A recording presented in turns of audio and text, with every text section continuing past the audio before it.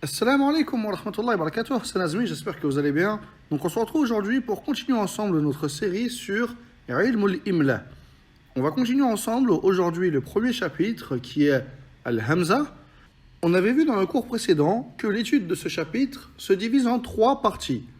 Al-Hamzatu awwalul kalimah, lorsqu'elle est en début de mot, et ça on l'avait vu dans le cours précédent.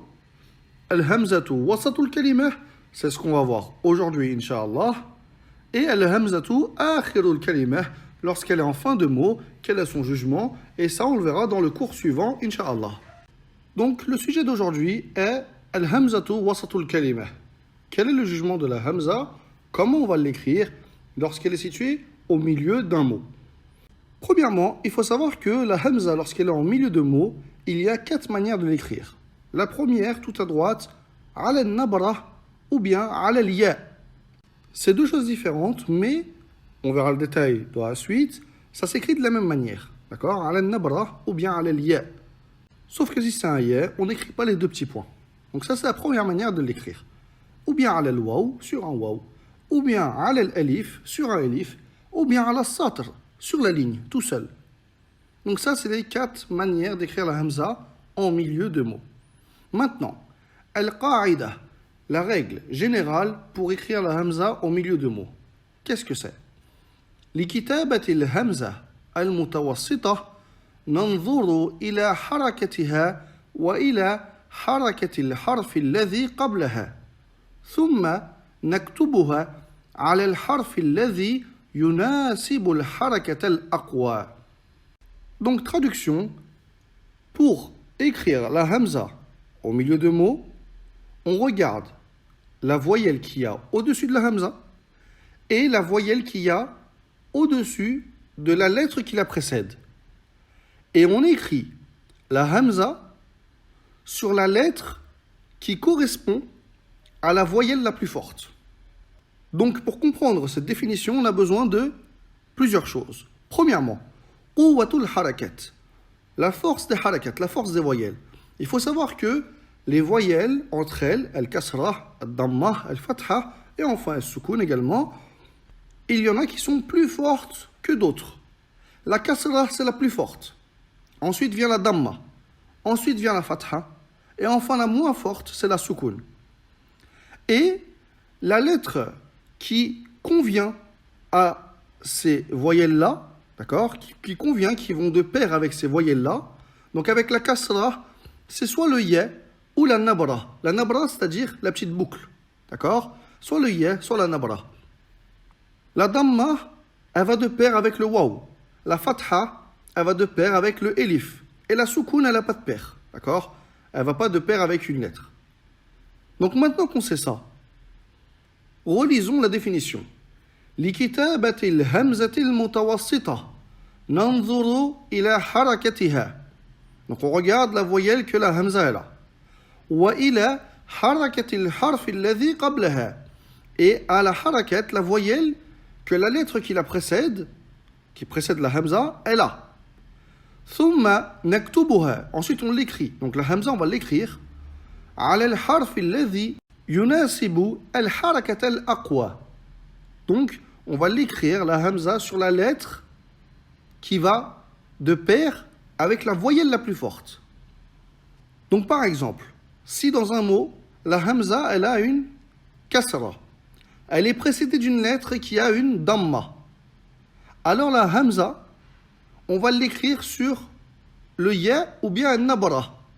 Pourquoi? Parce que la kasra, elle est plus forte. La kasra, elle est plus forte que la damma. Deuxième exemple, si la hamza, elle a une damma, la voyelle qui la précède, c'est une fatha. Alors la hamza, on va l'écrire sur un waw, tout simplement. Donc afin de bien assimiler ceci, on va voir des exemples ensemble. Donc, amthila, sa'ima, sa'ima. Ici, la hamza, elle a une kasra. Elle est précédée par une fatha. Donc on va l'écrire ala al-ya.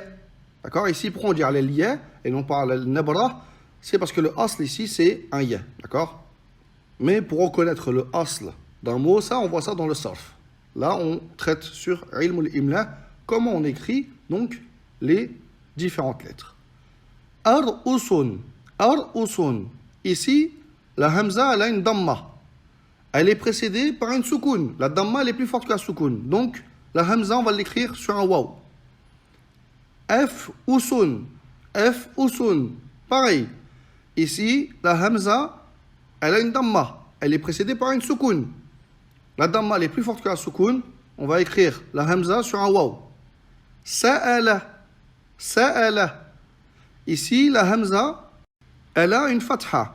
Elle est précédée par une fatha. Donc, on l'écrit sur un alif. Il n'y a pas de problème. D'accord? Ta'addaba. Pareil, la hamza, elle a une fatha. Précédée par une fatha, on l'écrit sur un alif. Mu'adhinun. Ici, la hamza, elle a une fatha. Elle est précédée par une damma. La damma, elle est plus forte que la fatha. Donc la hamza, on va l'écrire sur un waw. Exemple suivant. A'unabbi'ukum. A'unabbi'ukum. Ici, on a deux hamza. Donc on va faire un par un. La première, elle a une damma. Elle est précédée par une fatha. La damma, elle est plus forte que la fatha. Donc, on l'écrit sur un waw. A'unabbi'ukum. Ici, la hamza, elle a une damma. Elle est précédée par une kasra. La kasra, elle est plus forte que la damma. Donc on va l'écrire ici, ala nabra. Ru'ya. La hamza, elle a une soukoun. Elle est précédée par une damma. La damma, elle est plus forte que la soukoun. Donc la hamza, on l'écrit sur un waw. Ma'wa. La hamza, elle a une soukoun. Elle est précédée par une fatha. La fatha, elle est plus forte que la soukoun. Donc on l'écrit sur un elif. Donc avec ces courts exemples, j'espère que la leçon est un peu plus claire. Dites-vous que la leçon sur al-hamza al-mutawassita, c'est la leçon la plus difficile des trois parties. D'accord? La hamza en début de mot, c'est soit hamzatul wasl, soit hamzatul qat'. C'est facile. Dans le cours suivant, on verra la hamza en fin de mot. Vous verrez, c'est très très simple. La hamza en milieu de mot, c'est légèrement délicat. D'accord? Faut comprendre la force des voyelles. D'accord? Que la kasra, c'est la plus forte, ensuite la damma, ensuite la fatha, et enfin la plus faible, la soukoun. Et que avec chaque voyelle, il y a une lettre qui va de pair. Avec la kasra, c'est el ya ou bien nabra. Avec la damma, c'est le waw. Avec la fatha, c'est un elif, tout simplement. Donc maintenant que ceci est dit, il y a des exceptions. حالات للهمزة المتوسطة تشذ عن القاعدة العامة. Donc il y a des cas où la hamza al-mutawassita, elle va déroger à la règle. D'accord? Donc, elle ne va pas s'écrire selon la règle générale. Première exception, al-hamzatu al-maftuhatu ba'da alifin sakinatin tuktabu munfaridatan. Donc la hamza qui a une fatha, si elle vient après un alif sakinah, d'accord? Donc un med bil elif, alors elle s'écrira à la ligne, comme qira'ah, qira'ah. Si on aurait suivi la règle, ici la hamza, elle a une fatha, elle est précédée d'une soukoun, donc on aurait écrit la hamza sur un elif. Mais les Arabes, dans ce cas-là, écrivaient la hamza sur la ligne, qira'ah. Deuxième exception, al-hamzatu al-maftuhatu ou al-madmoumatu ba'da wawin sakinah. Donc la hamza qui a une fatha ou bien qui a une damma qui vient après un waw sakin. D'accord? Un waw sakin. Donc un waw avec une soukoun. Ou bien un mad bil waw. Tuktabu munfaridatan. Donc la hamza on l'écrira toute seule sur la ligne. Comme par exemple taw'am. Taw'am. Ou bien daw'uhu. Daw'uhu. Ici, si on aurait suivi la règle, la hamza, elle a une fatha, elle est précédée par une soukoun, la fatha elle est plus forte, donc on l'écrit sur un elif.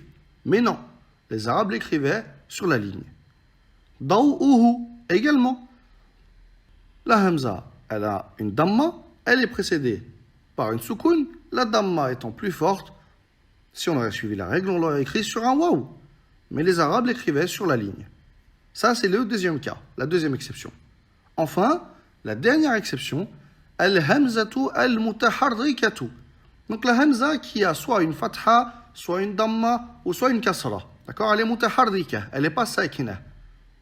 Si elle vient ba'da ya sakina, elle vient après un ya sakin, donc un ya avec une soukoun, ou bien ahmed bil ya, tuktabu ala nabara. Alors on l'écrit sur la nabara, pas sur la ligne, sur la nabara. Comme par exemple, hay'atun, donc la hamza ici elle a une fatha, fay'uhu, la hamza ici elle a une damma, shay'ihi, la hamza ici elle a une kasra. Dans les trois cas, c'est précédé par un ya sakin. Donc on l'écrit ala nabara. Si on aurait suivi la règle, dans le premier cas, hay'atun, on l'aurait écrit sur un elif. Dans le deuxième cas, on l'aurait écrit sur un waw. Dans le troisième cas, on l'aurait écrit sur un ya.